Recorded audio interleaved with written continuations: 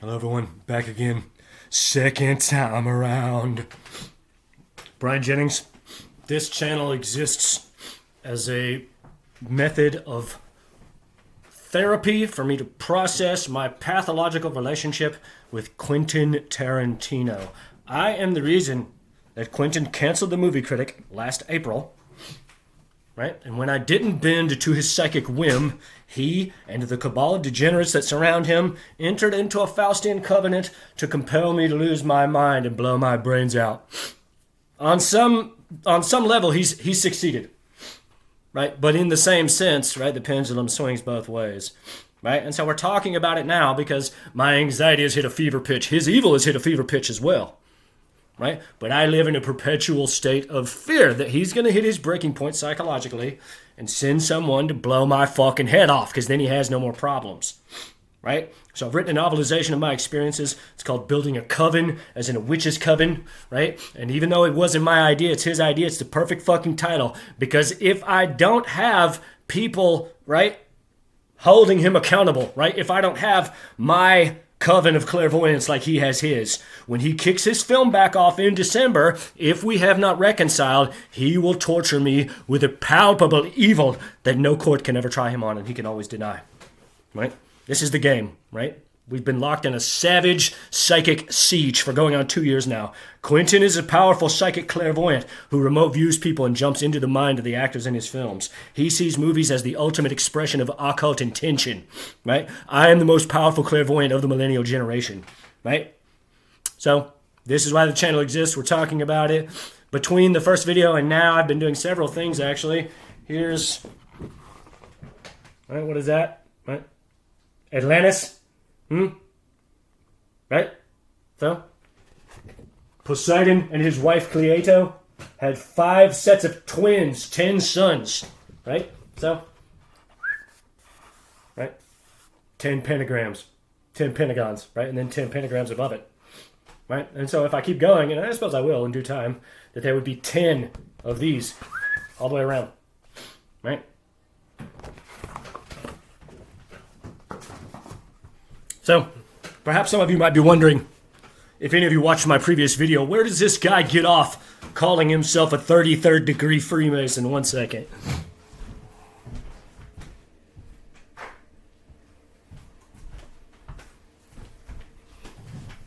Perpetual fear, perpetual anxiety, right? Had to lock the door, right? Where does this guy get off? Like, what an arrogant ass, right? So, right? You saw Atlantis, right? How you think I made that, right? Compass and straight edge, right? And what is the compass? Symbol of fucking Freemasonry, right? Let's talk about the books I got. What is this? Keith Critchlow, Order in Space, right? Freemasons use the compass as a symbol because it unlocks the celestial resonance in your mind. That's the point. Do Freemasons understand that? Most of them don't. Freemasonry is a fucking fraternity, right? What do they do at most fraternities?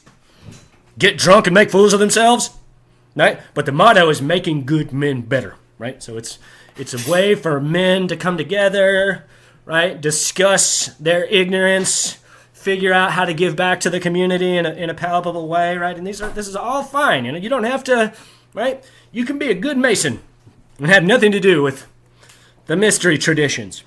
Right? But in that way, right, how do I arrive at my decision? Right?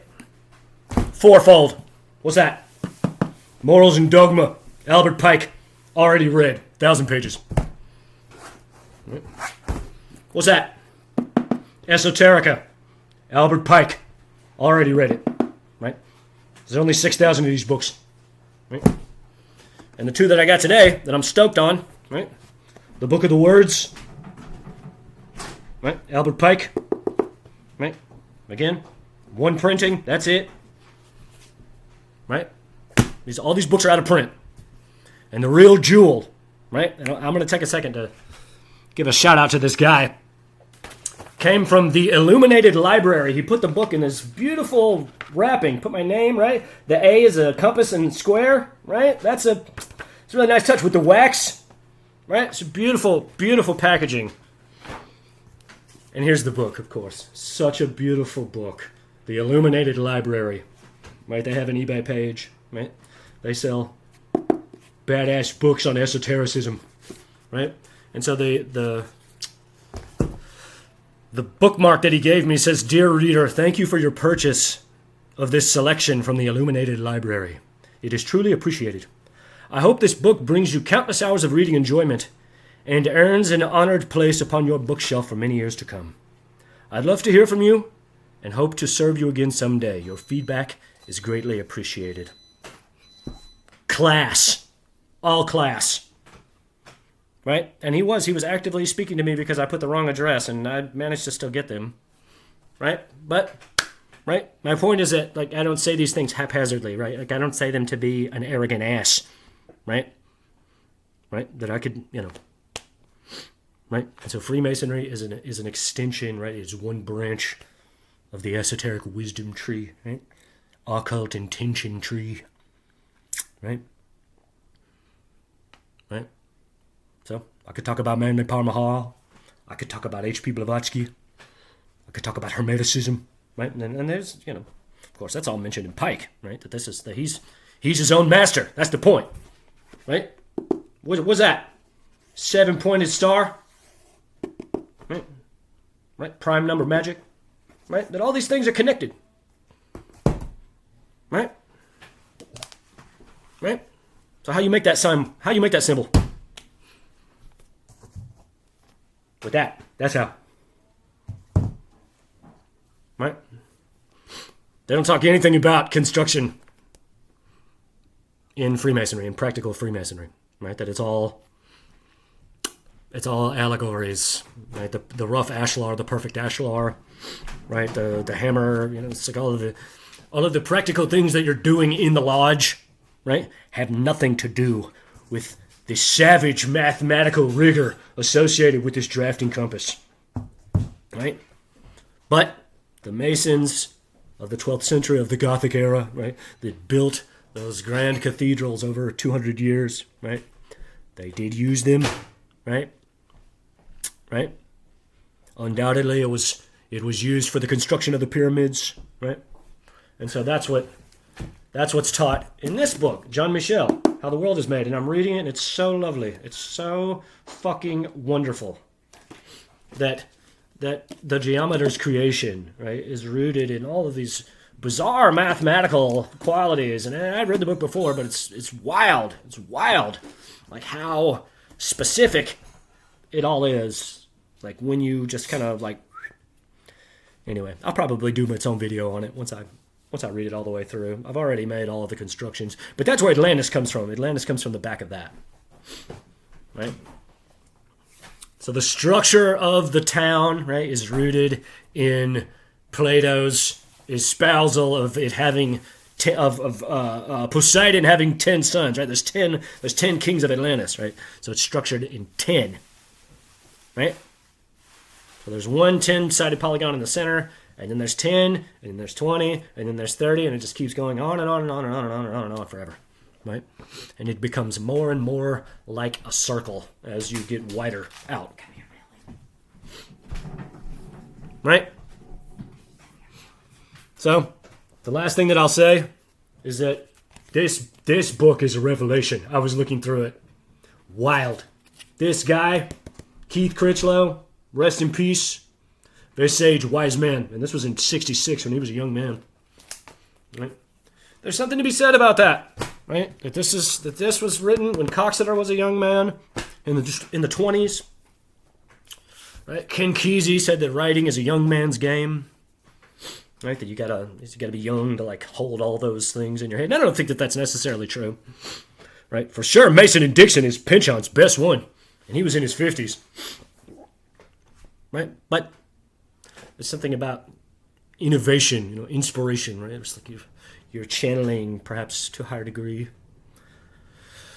Right? So, I've written a novelization of my experiences, and what I'll say is that it's like now we're in it, the depravity, right?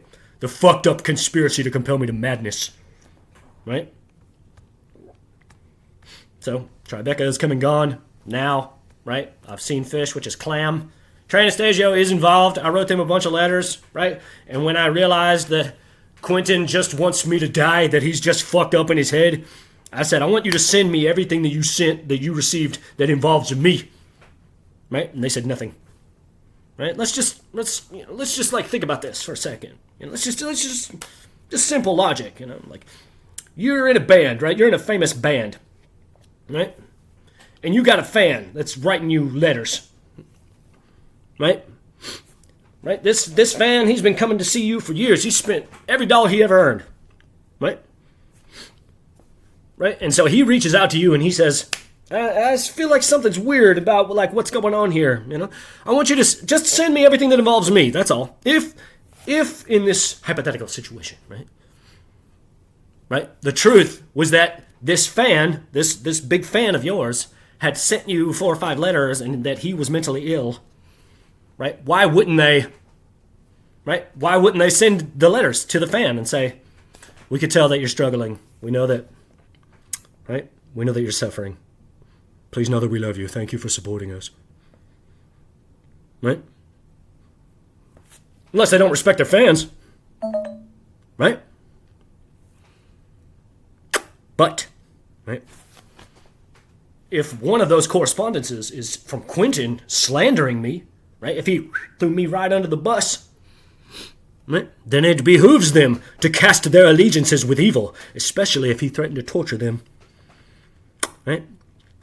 So, we're reading through the novel, we're talking about the nature of reality, right? We're talking about the nature of mine and Quentin's relationship, right? How everything is put together, how psychics and clairvoyants operate, right? Again, Plato's apology, right? Right? Mystics and seers offer all of their rhapsody, having no clue or inclination as to how it comes to be in any way, right? So, right? Psychic scientist, right? Millennial dragon, right?